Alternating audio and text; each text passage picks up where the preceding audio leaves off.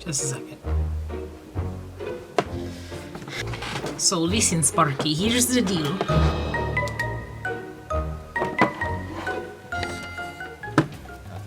That was my fault. My name is Lillian Desu. I'm a variety streamer. Thank you so much for coming to my YouTube channel and finding my shenanigans about Cowboy Bebop. What I'm going to be testing with this episode is a new way of recording where I will capture the episode as I'm watching it from one source, filming it directly with my camera, and then capturing my audio completely separate from my video capture. So we're going to try this out and see how it goes. It might overwhelm my computer, but we're going to do our best. So hopefully I have completely deconflicted audio so I can edit much better and cleaner than I have before. I improved last episode. Let's see if I can keep improving. When I was a young weeb, before we were weebs, I was very much into anime, and Cowboy Bebop, was one of my favorites. So now I'm watching episode 3. It's been a struggle thus far. And unlike the other episodes where you hear me interject or see me interject in the middle of me watching the episode, I'm going to try to keep watching the episode to as much of a strictly react as possible. I will take notes. I'm prepared while I'm watching the episode. And then at the end of the episode, I will give you my raw, unfiltered opinions about what I think, what I feel, what they could have done better. If you would like to check out my other content, by all means, check it out. I think I can only add little doohickeys because I'm not a YouTube partner. So if you would like to check out the other videos, episodes 1 and 2, I'll make sure to include the doohickey right here. If you would like to add your 2 cents in the comments, by all means, do so. I enjoy the conversation. I think that's about it. I think we should just go ahead and get started.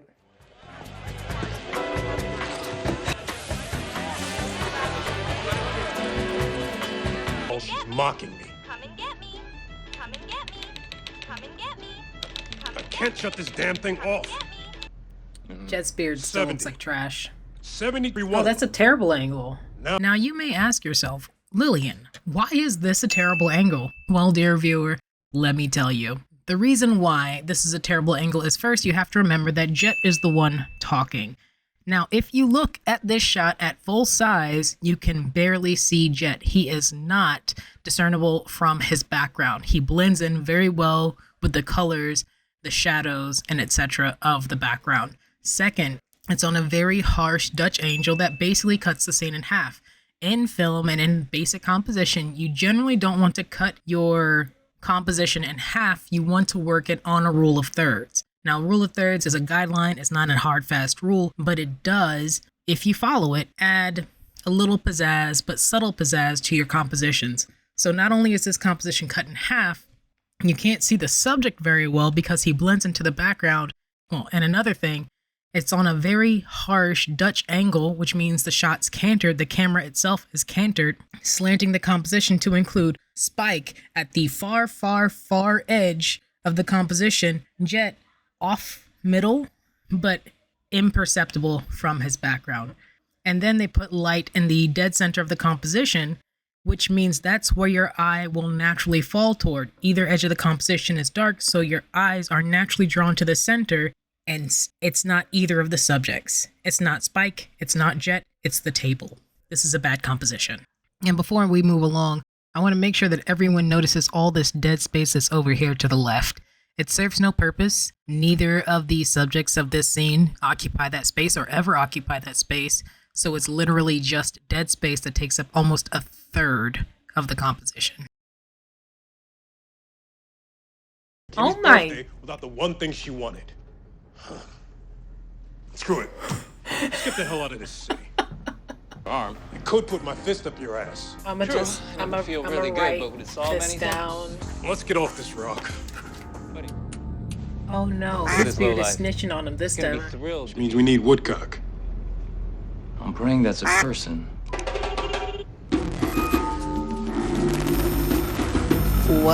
Well, look who comes a-calling after all these years. Jet Black.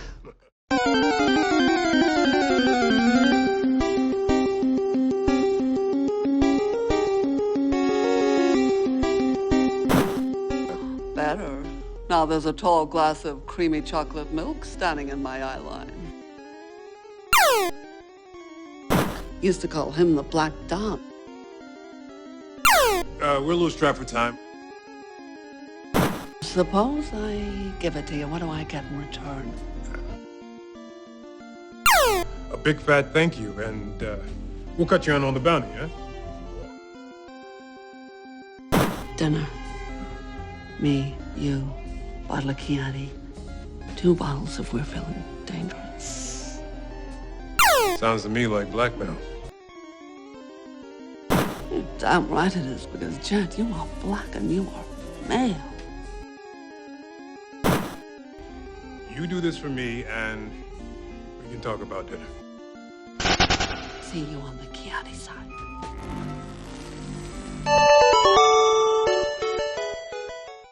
This is gross. Hey, keep your eye on the ball. I'm not Woodcock, pal. Okay. That wasn't even funny. Wish we had the audio. He said, I'm gonna make your little girl pay for what you rich assholes did to me and my family. 3 years of us working together, and I'm just learning this now. Doesn't come up a lot. Well, if you're right, this isn't just a robbery homicide. We're gonna come back to that. It's a kidnapping. You're gonna come back to that. Oh, that's a very strange Diamond Thief was composition. sloppy. Let's run the tape back, shall we? This shot has a foreground, a middle ground, and a background. Now, the foreground occupies the overwhelming majority of the scene. The middle ground is where Spike and Jet are, and the background seems to be the cockpit or bridge behind them. What's troubling about this is that Spike and Jet are the subjects of the scene, and they occupy the absolute least amount of space. Usually compositions like this also come with secondary actions or foreground actions or background actions that you need to pay attention to that clue into what's going to happen next. This has none of that. It is just Spike and Jet talking. This is yet another strange composition. Behind, like the Diamond Thief we back. I just needed to hear it one more time, you know, to ceremonialize it. Made it a frequency scramble. Yeah. That beard is killing me. Use His the beard scrambler gets to get progressively down. worse. Force him to go in whatever low-rent brothel he got the thing from. Goddamn Betty!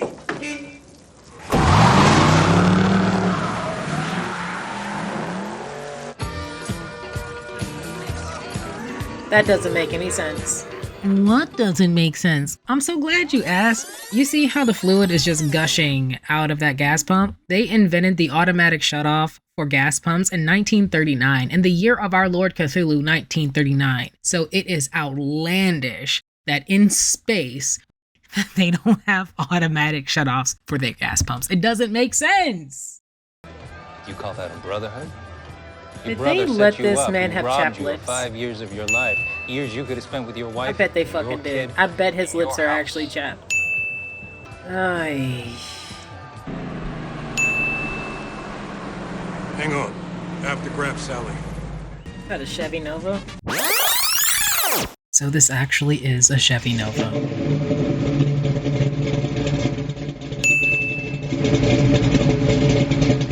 Benicio? It's a question. I don't know. the He looks easy like a way. f***ing leprechaun. For the fun way. Fun way it is.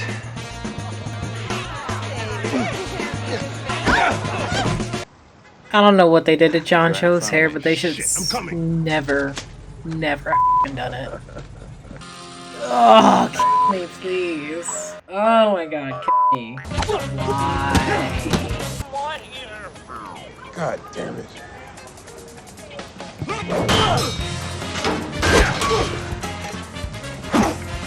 They really made Jet fulfill so many f***ing stereotypes. So many. Just write it down. Just write it down. Nice. It's Temporary!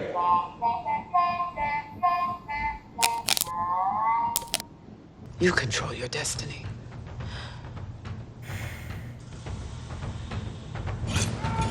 I want to take this time to point out that the prop design, Yeah, take a and look, the just set one. design is not good. Wait out here, or I'll stab the beef off you! If I could get away with it, I'd pull Chalmers into Jet's a dark lace alley beard and put is my metal snitching fist on right him through right his now. smiley fucking face. Make him go through the rest of his misery. In what world would you see a dominatrix spank somebody with a crop, bare-assed, and allow said dominatrix to use that crop on your face when you are not part of either scene? I call shenanigans. Kills 12. A lone dog under a street light. It's got a side quest for them. We had it under control. Oh, it doesn't look like that to What me. the hell? How long is this episode? I thought they were like 20 minutes each. Oh my god. Yes. Look how cute he is. Pretty great, right? No, Jet. Not great. Didn't think you were gonna make it. Well, here I am. Oh, hey, where, All right. Stop. Hear me out. Really? No. It's No. Really? This is such a bullshit. And take that show. dog back to wherever you found it. Wow. Wow.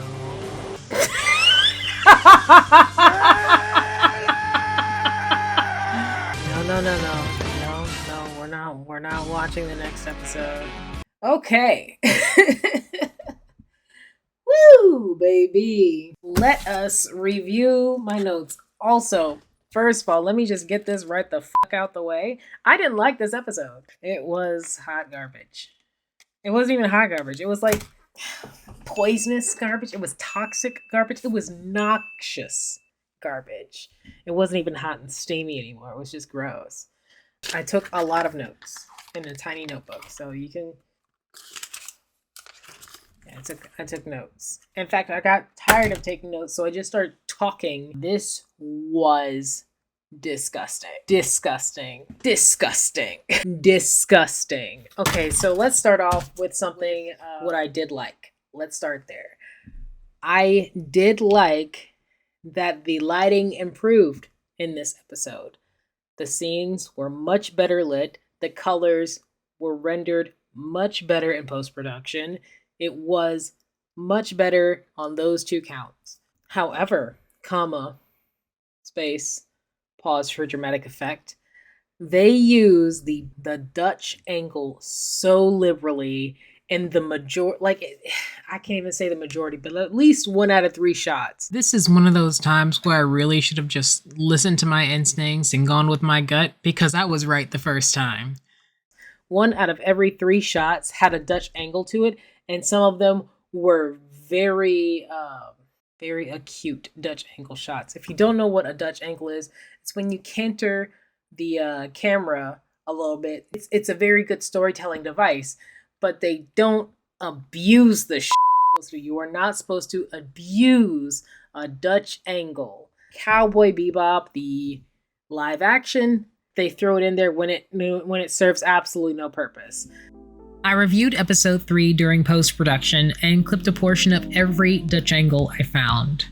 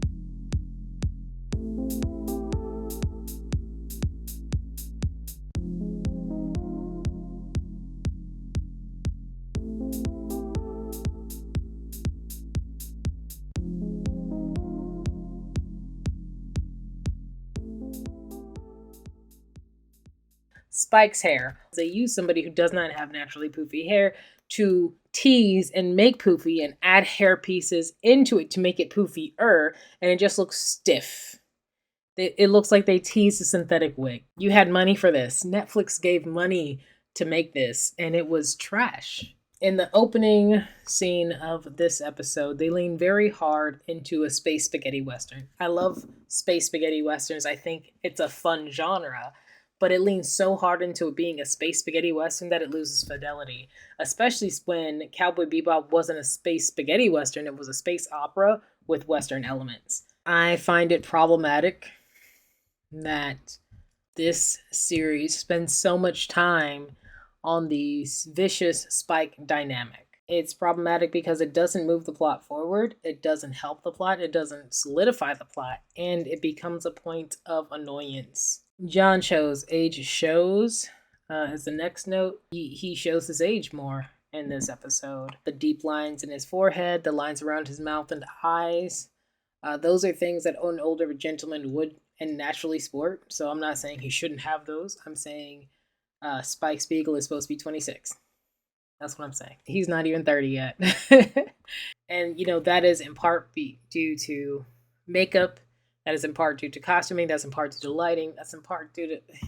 There's a lot of pieces that can make this better that they just did not pursue, did not use, did not make the most use of. The opening sequence, like the opening theme, looked better, but still looks tacky. I don't know if they've changed it or if I just have warmed up to it. I'll go back and rewatch it to make sure. But it did look better. Between Spike's hair, how he has been aged up in this iteration of Cowboy Bebop, the fact that Jet's beard is snitching on him. Next up, it bothers me so much that Julia is portrayed as a damsel. I don't understand that reason. I don't understand that choice. Because part of the reason why Cowboy Bebop was such a fantastic series, let me go ahead and stop recording.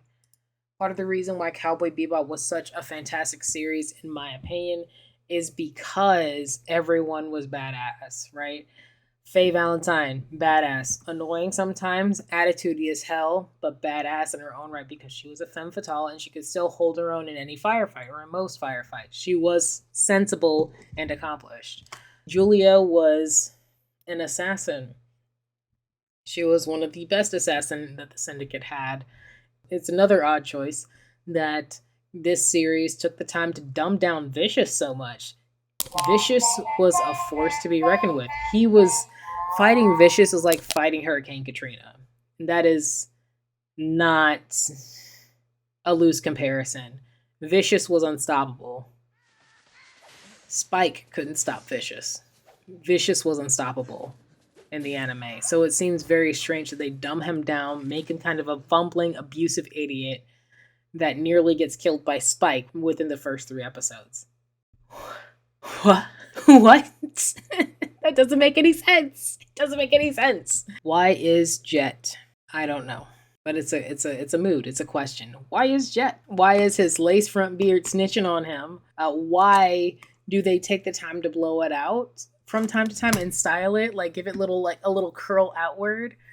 Why is it like fur patches on his face? Why do they make him so frumpy when Mustafa Shakir is sexy as shit? Oh my God. Man is in his 50s. God ain't miss. God did not miss when he made Mustafa Shakir. And they made him look frumpy and dumpy in this series. I don't understand. I knocked over some makeup, it's fine. A lot of the angles they use, it feels like they're going for a fisheye lens effect where it's a little bit more bubbly in the middle and the ends kind of distort to compensate for that bubble in the middle. It's a strange decision because it didn't seem to have any purpose except it was an aesthetic. And it's an intentional decision. I'm not saying this is like somebody must have forgotten. Like, no, everything in this series is intentional.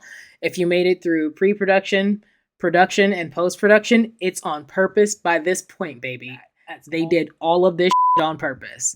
And it blows my mind. I don't understand. Throughout the entire episode, Jet isn't always having a close-up, but whenever he has a close-up, his beard is snitching on him. You can see the lace edges in addition to the texture of the hair, and then they have the nerve to fucking style it sometimes, and I am disgusted. His beard it's not improving with time. Also, Jet is a series of tropes. Jet's stereotypes. He is an estranged father. He is fetishized as a black man multiple times throughout the episode. He is the comedic relief. He's the primary comedic relief as a bumbling sidekick. He tried to buy a white doll for his daughter. If you are a black girl, you know what it means to have white dolls. Immediately know. I remember when I was a kid, my mom would go out of her way to find little... I actually have one on. This was my Raggedy Ann doll growing up. My mother went out of her way to make sure we had black and brown baby dolls and Barbie dolls. Even the little stuffed animals that she bought, they were brown stuffed animals. This is Gunter. He's been in the family for 40 years. Black parents, especially in the 20th century, especially in the latter parts of the 20th century, have made a concerted effort to ensure they have black and brown toys and representation for their kids. I can only imagine that they would continue to do so in 23 whatever. I will commend the lighting people for working overtime to make sure these scenes were lit well this time around. Yes, they were. I didn't like them, but they were very well lit. I could see clearly Jet's skin tone and complexion. I could see multiple shades in his complexion. I could see the highs, the mids, and the lows. You're doing good. I will commend you for that. For the composition, no. Footnote to the writing. What also set me off was that Spike had a problem with Hakim. I don't remember that being a real thing in the anime where he had a problem with Hakim. It doesn't even matter. This series is something else entirely. It uses stuff from the original series, from the original anime, that becomes an amalgamation by the time it gets to this point. So overall, I don't think the writing is going to get any better from here. I don't like the overall aesthetic. This episode was... Send it back. Send it back. Start over. I don't like it. Keep this to yourself next time. Oh, man. Shinichiro Watanabe came out not even this week, this month. It might have been late January, where he gave his 2 cents about Cowboy Bebop, the live action. And baby, those words are not for the weak. Original Cowboy Bebop director shut off Netflix's live action remake after one scene. It's clearly not Cowboy Bebop. This isn't really Cowboy Bebop. I wouldn't even give it the dignity of calling it an adaptation at this point. They took the same characters, they took some of the same plot lines, and they ran with it. Does the match. The only thing that maintains is like what they wore and their names. That's my Reactique to episode 3. They dookied their best all over this. I don't know what else to say about it. I thought 2 was upsetting. 3 was more upsetting. I wish I could be surprised. I have 5 episodes left of this. Please pray for me. Thoughts and prayers. Too long, didn't watch. I didn't like it.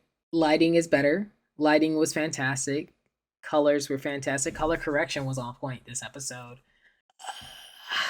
Director of photography must have cycled out to somebody else this time around. I don't know what's going on with these angles. These camera angles are murdering me. And not in a good way, but like in a what the are you doing way. Jet is a walking bucket of stereotypes and tropes for black characters. I don't know how or why they did that, but they did. Oh, before I forget, the thing that made me upset, they made everyone's life a love triangle. You got Spike, Vicious, and Julia over here, and you got Jet, his ex-partner, and his ex-wife in this arena. That now his ex-wife is raising his daughter without him with his ex-partner who betrayed him. So that's cool. They literally could have kept Jet exactly the same. It would have been fine. They put all the bad things in one spot with him. I don't understand why. The way they composite their scenes together needs improvement. It could stand to improve. So TLDW, Spike's hair, blah, Jet's beard, snitching. Jet is also a walking basket of tropes and stereotypes for black characters and series. Vicious is lackluster. He's not intimidating. It's like he's supposed to be intimidating, but actually he's just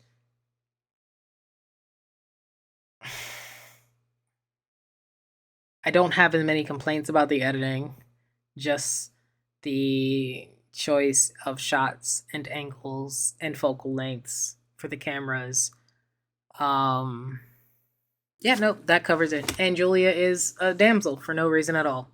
Thank you so much for watching. I hope you tune in to my next episode. If you would like to see my other episodes or my last episode, episode 2 will be over here. Thank you again so much for watching. Please like, comment, subscribe to my YouTube channel if you want to see more of my content. I will see y'all another time. Let me get this makeup off my face because I'm tired. Bye!